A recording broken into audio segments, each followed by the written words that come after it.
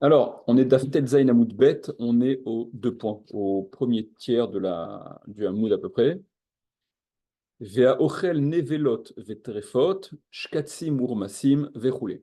Donc, on revient sur des, ce qui était cité dans la Mishnah, parmi, entre autres, des cas qui rendaient chayav de malkout, de la peine de malkout.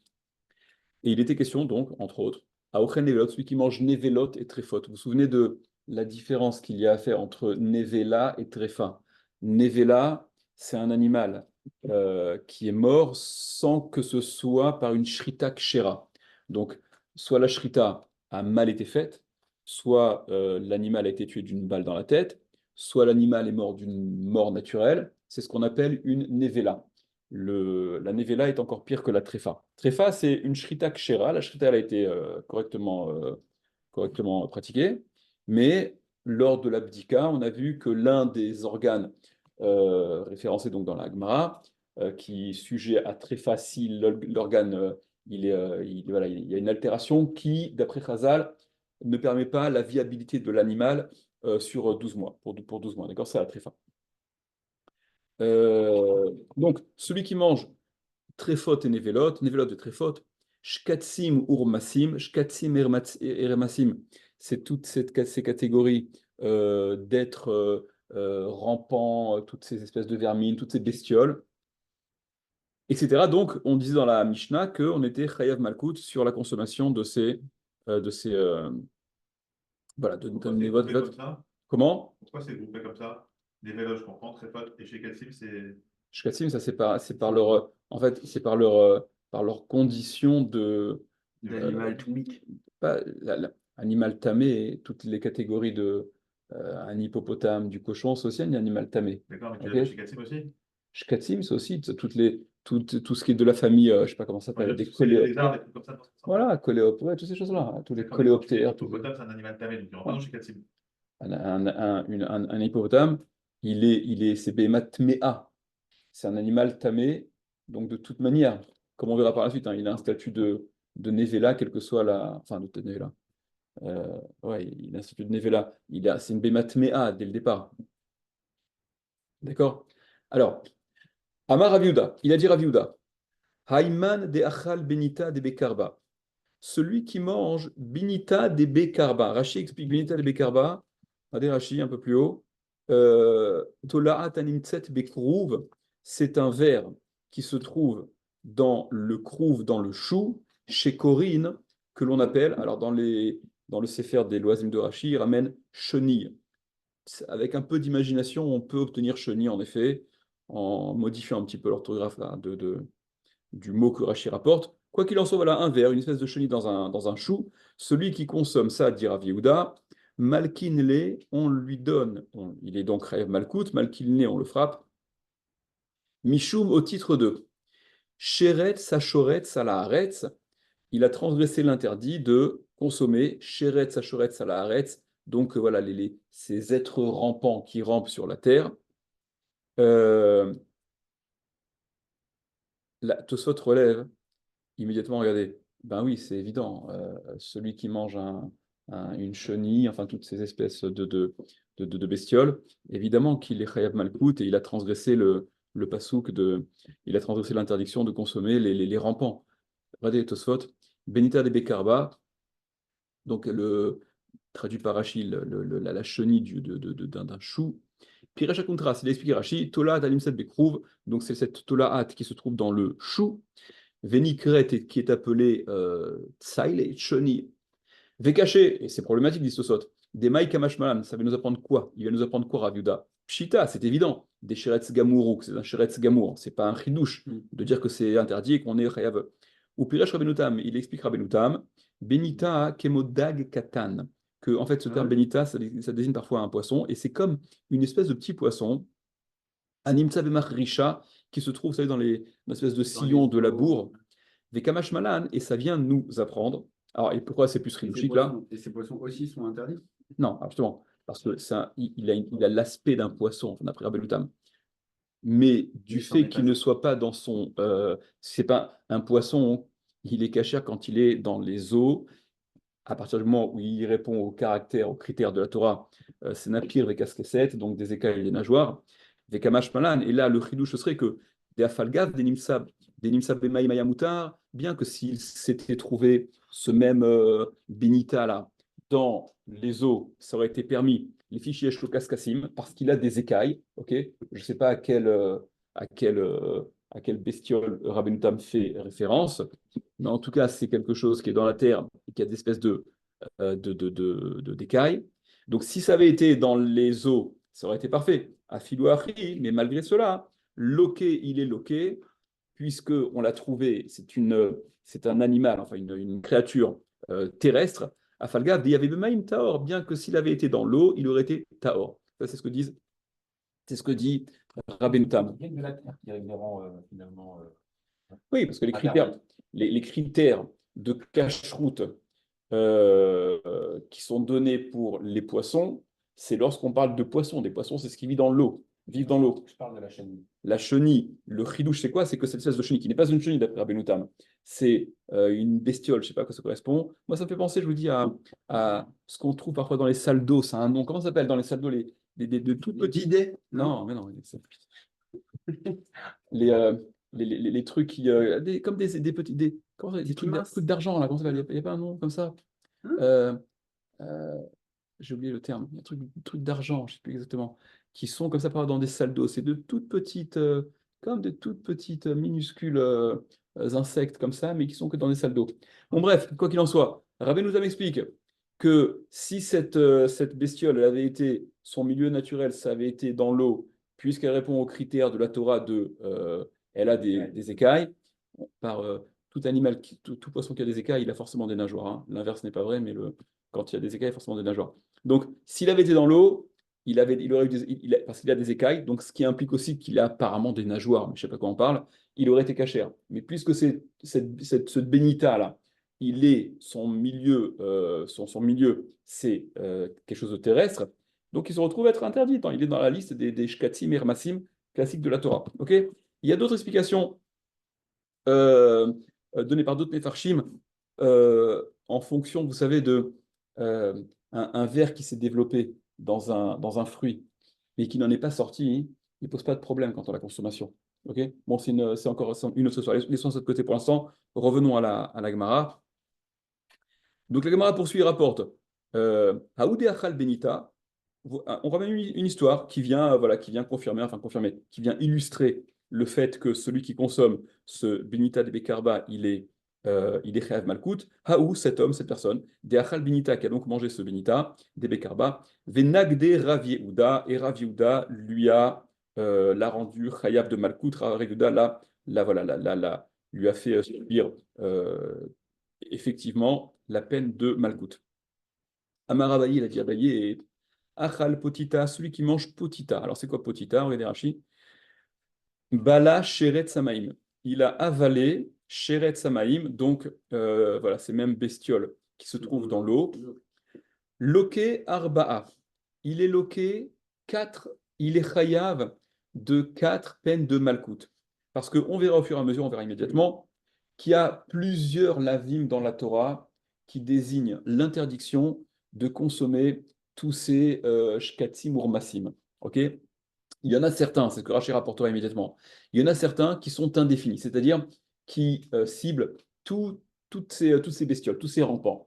Et il y en a qui sont plus précis, qui désignent précisément ceux qui sont de terre, ceux qui sont dans l'eau, ou même ceux qui volent.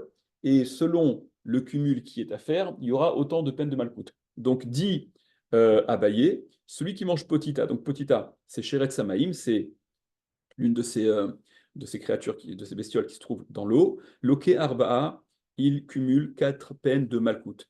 Nemala, s'il mange une Nemala c'est une fourmi. Loké Chamesh, il est loké Chamesh, 5 peines de malcoute. Mishum Sheret Sachoret Salaharetz, au titre de Sheret Sachoret Salaharetz, au titre de donc ce que la Torah désigne par Shoretz, pas par Sheret Sachoret Salaharetz, qui est supplémentaire par rapport aux shratzim qui sont dans les eaux. Ok? Prenez Rachid. Donc, loké arba, il est loké arba, il a 4 peines de malkout, celui qui mange, donc un sheretz qui se trouve dans les eaux. Le potita, en l'occurrence, c'est un exemple, mais c'est valable pour tous les shratzim qui sont dans l'eau. Mais potita, ça désigne un sheretz qui est particulièrement petit. Ok, donc même si la taille, elle est pas du tout conséquente, on est chayav de malkout. Rashi, loké arba, il est loké arba 4 fois. Shne lavim tuvin besheretz amaim. Il y a 2 lavim qui sont écrits au sujet du sheretz amaim de l'eau. Echad betorat kohanim, un dans Vaikra, ve'echad bemishne Torah, et un dans Dvarim.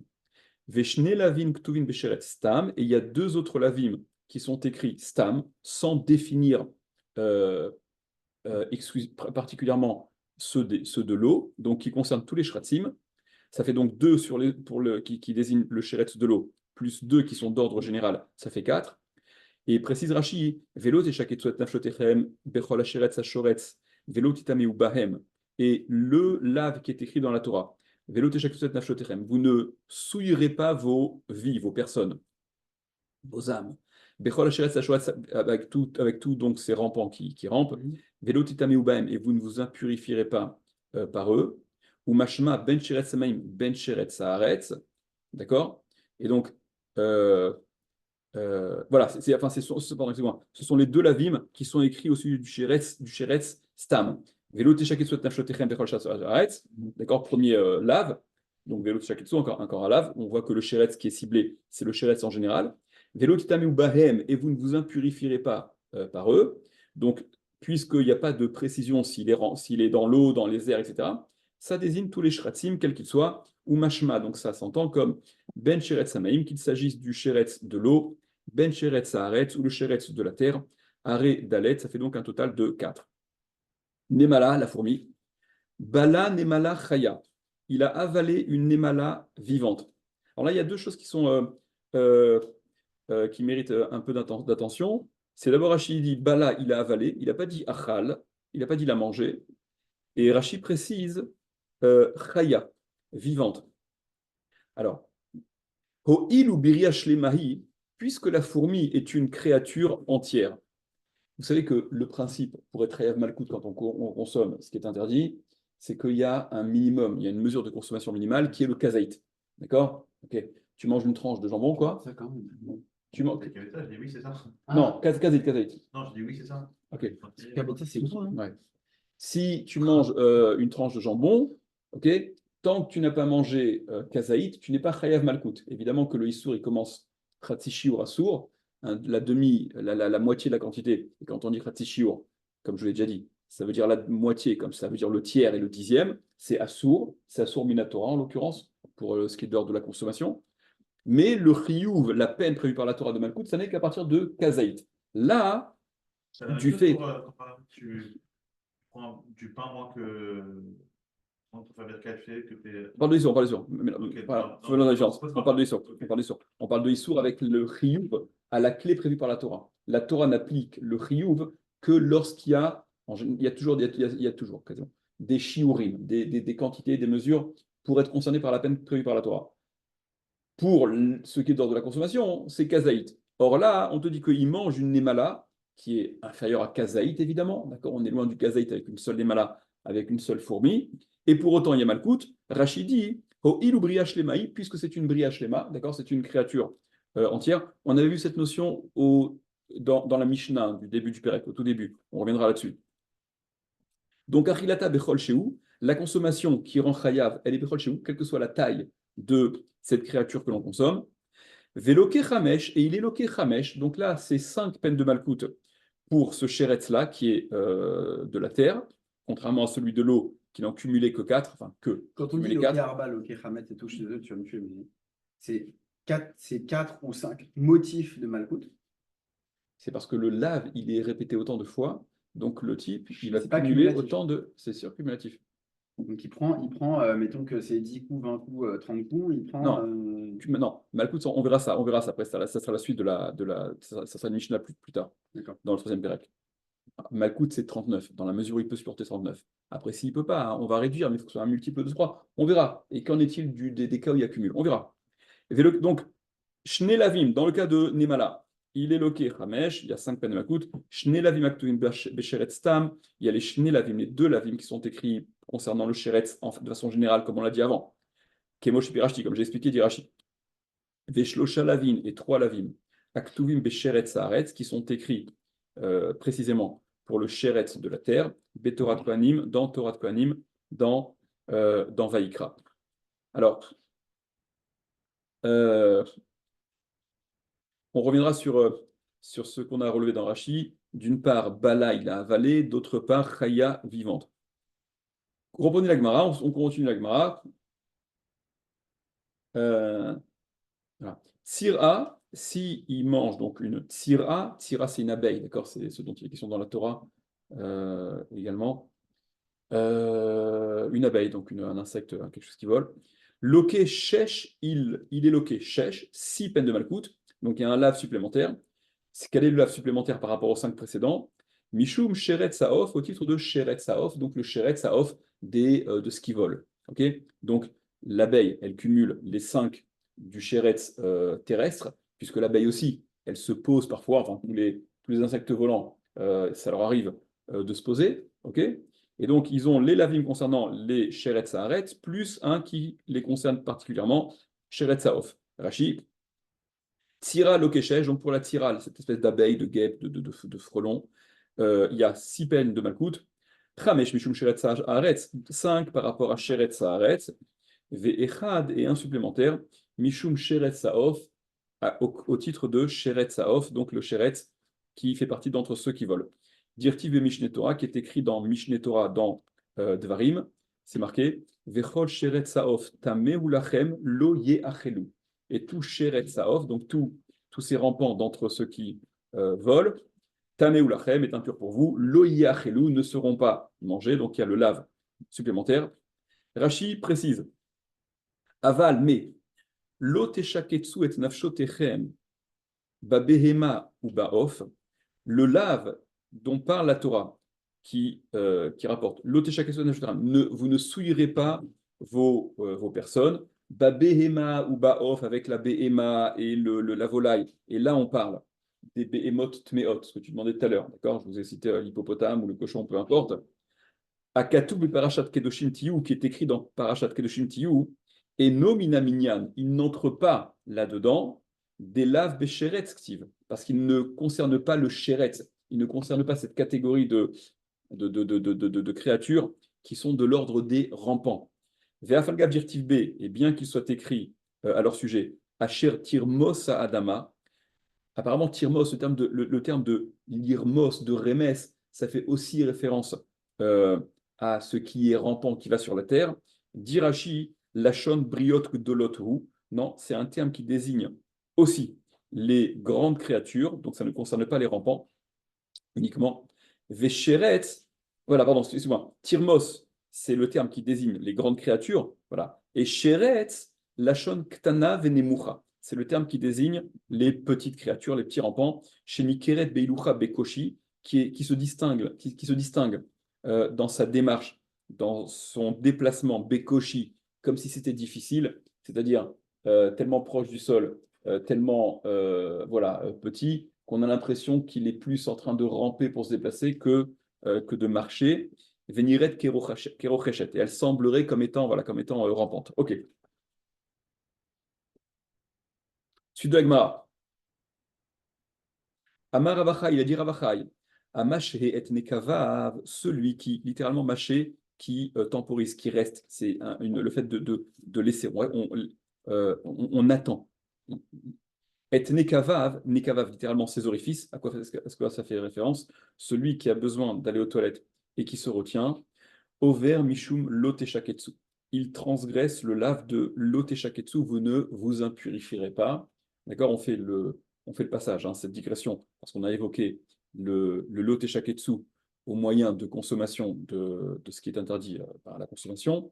Donc là, il y a Ravachai qui vient dire, il y a une autre façon de transgresser le loteshaketsu, de ne pas se souiller, en l'occurrence, par exemple, en se retenant lorsqu'on a besoin d'aller aux toilettes. Amar Ravi Berabaye, il a dit Ravi Berabaye, et Haïman de Shati Bekarna de Umna, celui qui boit Bekarna de Umna, Karna, Keren, celui qui boit dans la corne des Umna. Alors Umna, c'est un artisan, celui dont c'est le métier. On parle de la saignée.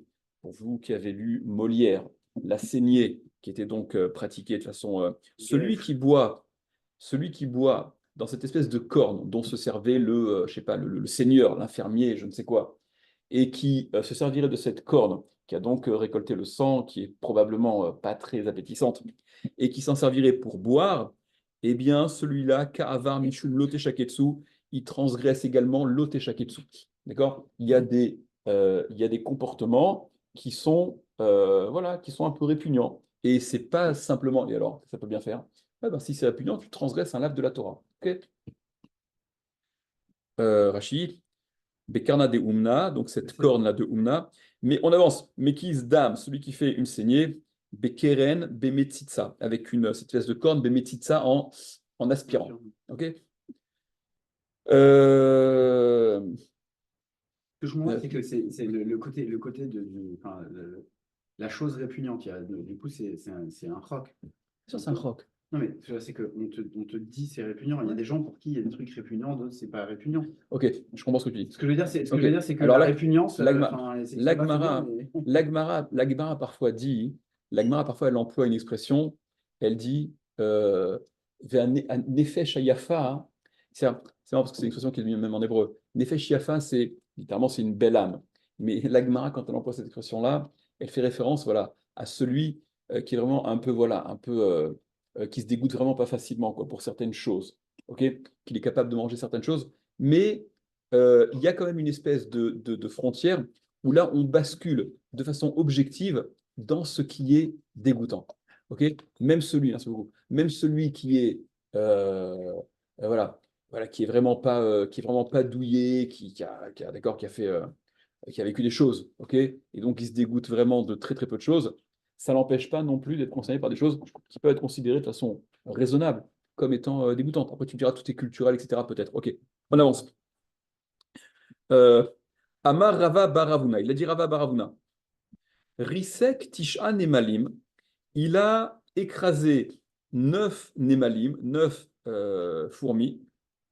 Donc il a écrasé 9 fourmis. Ve'evi Echad Chai. Il en a apporté une, il en a ajouté une Chai, vivante. Veheshliman Lechazaït. Et il les a donc complétées à Kazaït. C'est-à-dire que il a pris 9 fourmis qu'il a écrasées, il en a fait une bouillie. Il a ajouté à cette délicate préparation une fourmi vivante et on obtient au final une quantité de kazaït, d'accord, un kazaït, entre parenthèses, ça vient quand même un petit peu, euh, euh, enfin ça fait poser la question sur le shiur du Chazon Ish de kazaït pour avoir des fourmis 9 écrasées plus une qui à elle cumule un kazaït. Le shiur Chazon Ish, il est un peu mis à mal quand même. Bon, c'est même pas le shiur du kazaït, c'est pas le shiur du Chazon Ish, en fait c'est le Nodab Yehuda, je vous ai dit ça. C'est le Nodab Yehuda. Ah oui, d'accord. Les fourmis de l'époque, c'était un dinosaure, d'accord. Et on peut même pas dire, on peut même pas dire que la fourmi qui est citée ici, c'est autre chose que la fourmi, parce que le terme Nemala, il est déjà employé par Shlomo Ameler, l'image que vous connaissez toutes, que vous connaissez tous, d'accord. Et mort là dit aux paresseux, l'air va et voilà Nemala, va prends exemple de la Nemala, de la fourmi qui est travailleuse, etc. Là, apparemment, c'est plus des cafards que des fourmis, mais enfin, quoi qu'il en soit, sur l'idée. Donc, il a écrasé des fourmis. Mais vous comprenez comment le fait qu'il rajoute les trailles? Bon, alors après, nous, on a vu que c'était le fait Je vais y arriver, qu'il je vais y arriver, On y arrive. Mais pourquoi je vais y arriver. Je vais y arriver. Je vous dis que je vous dis, c'est le point qu'il fallait relever sur Rachid, là, quand il disait Bala et Rai, on va voir ça tout de suite. Donc, il a écrasé, donc, il a fait ce cocktail de 9 fourmis écrasées, et il en a ajouté une qui était vivante. Il a obtenu finalement un kazaït. Alors, sur les fourmis, on a quelle peine de malcoute sur les fourmis? Sur les fourmis, on a dit qu'il y avait 5 peines de malcoute, n'est-ce pas? Sur une fourmi. Une fourmi. Sur une fourmi. Là, loqué vav, c'est-à-dire loqué chèche, il est loqué 6 peines de malcoute. Pourquoi? Et Mishumbria, 5 au titre de. Il a mangé une fourmi vivante dans l'histoire. On a dit que sur la fourmi, on était loqué 5. Ve'echad, et un lave supplémentaire, Mishum Kazaït Nevela, au titre de un Kazaït de Nevela. Parce que, mis à part la fourmi qu'il a consommée, il a aussi consommé un kazaït de Nevela. Alors, allez, prenez Tosfot. Prenez Tosfot. Risek tetne malim ve'echad chai. Il a écrasé donc 9 fourmis et une vivante. Tosfot explique qu'est-ce que ça change qu'elle soit vivante ou pas, la fourmi? À partir du moment où elle est biria, d'accord? Le problème de consommer une biria, une créature qui est entière, enfin, entière, on verra si c'est entière ou pas d'ailleurs, une créature rend chayav, même s'il n'y a pas la quantité de kazaït. Mais que là, qu'elle soit vivante ou pas, qu'est-ce que ça change? Et deuxièmement, c'est paradoxal parce que ce que l'Agmara dit, cette fourmi, elle vient, en s'additionnant aux 9 qui ont été écrasés, compléter le kazaït, et on est chayav au titre de kazaït nevela. Mais kazaït nevela, donc elle est morte. La nevela, elle est morte par définition. Donc la fourmi dont tu parles, c'est qu'elle était chay, elle n'était pas chay, elle était entière, mais elle n'était pas vivante, puisqu'elle vient compléter le kazaït de nevela. Donc 10 Tosfot. Le chay, echad chay, et une nemala qui est chay, qui est vivante, 10 Tosfot, pirouche, ça veut dire shalem, ça veut dire entière, ça ne veut pas dire vivante. Aval vadaï. Un animal permis, mettons un petit poisson complètement permis, tu as interdiction de manger vivant. Au-delà du côté dégoûtant. Allez, etc. rapide, vas-y, je te avance. Ouais. Du coup, Eratrai. Ouais. T'as pas le droit de boiter. En effet, Eder Minachai. Eder Minachai, c'est interdit. Eder Minachai. Même si l'animal est permis. Bien sûr, bien sûr. Bien sûr. Limite, c'est ce que tu dis, limite, on aurait même rajouté le problème de Eder Minachai, que s'il avait été vivante. Pirouche, donc, Tosso disent Shalem, ça veut dire Shalem, ça veut dire entier. Aval Vadaï, mais il est évident que Avamet, qu'elle était morte, cette fourmi-là qui a complété la quantité de gazaït. Des ir et sonoloma chai mamash, parce que s'il voulait dire véritablement chai au sens, d'accord, voilà, vivant, imken, si c'est comme ça, question que je vous ai relevée justement, each mashli kazaït nevelot, comment est-ce qu'il compléterait le kazaït de nevela, d'accord? Kazaït, nevela, par définition, c'est du mort. Veim Tomar, ici tu demandes, Vela malish yeshalem kazaït mimenu, lilke mishum, Vela malish yeshalem, Bekazait mimenu lilke mishum lav deshratim. Delecha chatiach il deshratim lomar dei kakazit arbe ve'achalchad nana. Ok, ouais. Bon, on laisse cette suite de Tosfot là. D'accord, ce que je voulais relever, c'est ça. Donc déjà le chai, apparemment Rashi lui rentrait pas là-dedans, hein, mais d'après Tosfot, le chai, on est obligé de dire, c'est pas simplement que c'est aussi, c'est même s'il est mort. Pour Tosfot, on est même obligé de dire qu'il est mort pour que ce soit en accord avec le kazaït de Nevela. Le bala, il a avalé. Certains expliquent dans Rashi disait bala, vous vous souvenez, il a avalé. Certains expliquent dans Rashi que si, parce que Rashi expliquait ça en fait au début, vous vous rappelez ou pas? Rashi disait ça au sujet de l'anémala, au tout début, quand on a dit qu'on cumule 5 malkout. Rashi disait bala, il a avalé la fourmi chaya. D'après certains, c'est s'il l'avait mâché plutôt que de l'avait avalé, alors elle n'aurait plus été en situation de bria, elle aurait été dénaturée de son statut, de sa condition de créature, et par conséquent, il n'y aurait plus eu les 5 peines de malcoute à la clé. Bon, c'est ce que certains expliquent, laissons ça de côté, venons, on continue avec Mara.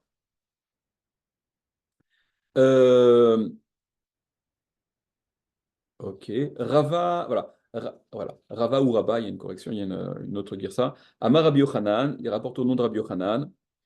Afilu shnaim vehu, même s'il n'y a pas besoin qu'il y ait 9 fourmis qui soient concassées, pilées, auxquelles on ajoute une fourmi pour compléter le kazaït, même s'il n'y en a que 2, et celle qu'on ajoute, et qu'on arrive à un total de kazaït, c'est la même règle. Simplement, voilà, ce que m'a précisé. Rabbi Yosef Amar, Rabbi Yosef dit, Afilu echad, même s'il y en a une seule, qui est écrasée, et en ajoutant la vivante, l'entière, on a un kazaït. Vehu, voilà, Afilou Echad Vehu, Vélo pligué, et ils ne sont pas en marloquette. Donc ces 3 opinions-là ne sont pas en marloquette. Quand on dit 9 écrasés plus 1, 2 écrasés plus 1, une toute seule plus 1, une écrasée plus 1, il n'y a pas de marloquette. A Béravrévé, Véa Bézoutré. Ici on parle de grande, ici on parle de petite. C'est-à-dire que ce qui est nécessaire, c'est que on obtienne au final un total de kazaït, ce volume de kazaït. Rachid, donc risek, il a écrasé, on avait dit, mier vekitet, donc il a écrasé, il a pillé, ou bitlan mitorat bria, et donc il les a littéralement annulés de leur statut de bria, de créature. En les ayant écrasées, elles sont, entre guillemets, dénaturées, elles sont déformées, suffisamment abîmées pour qu'elles ne gardent plus ce statut de bria. Mishum kazait nevela, donc on était chayav non seulement par rapport à la fourmi entière, au titre de 5 malkout par rapport à bria, plus une peine de malkout supplémentaire par rapport au kazaït de nevela. Dit Rashi, shekshe bolo ou met. Regardez ce que dit Rashi. Rashi dit, parce que lorsqu'il l'avale, au moment où il l'avale, ou met, la fourmi elle est morte. Ou mitztaref et kazaït nevela. Et donc elle s'additionne au kazaït de nevela. Rashi y répond à cette question qui était celle de Tosfot, ok, en disant, mais si tu peux pas dire une chose et son contraire. Tu ne peux pas dire qu'elle est vivante à proprement parler pour qu'on soit concerné par le lave de Bria, d'accord, de créature, et simultanément dire qu'on est chayav une peine de malcoute supplémentaire par rapport à kazaït nevela. Nevela c'est mort. Donc comment tu cumules les deux? Rachid dit, mais au moment où elle est avalée, quand elle passe dans le gosier, là, elle est morte, et donc c'est à ce moment-là que que le kazaït de Nevela, il est, voilà, il est transgressé. Il y a un petit Rabbi Akiva Gal qui la chasse. Euh, hein, hein, euh,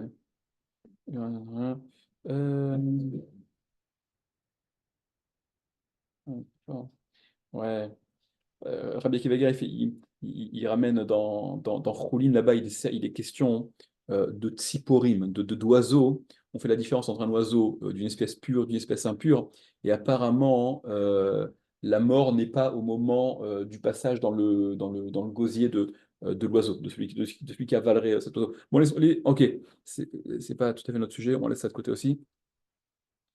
Donc, Rav Yosef, je crois, disait, non, pas Rav Yosef, c'était voilà, Rabbi Yochanan qui rapportait, même s'il n'y en a que deux qui sont écrasés, Rashi explique à Filouchnei, même s'il n'y en a que deux, Merousakin écrasé, Vehu et la fourmi vivante ou entière d'après Tosot, Im Gdolim Hen, si elles sont suffisamment grandes, Liot Kazait Ben Shloshtam, pour représenter Kazait à L3, Kedemefaresh Vazil, comme la Gemara explique juste après, vélo plié, il n'y a pas de marloquette. Ok.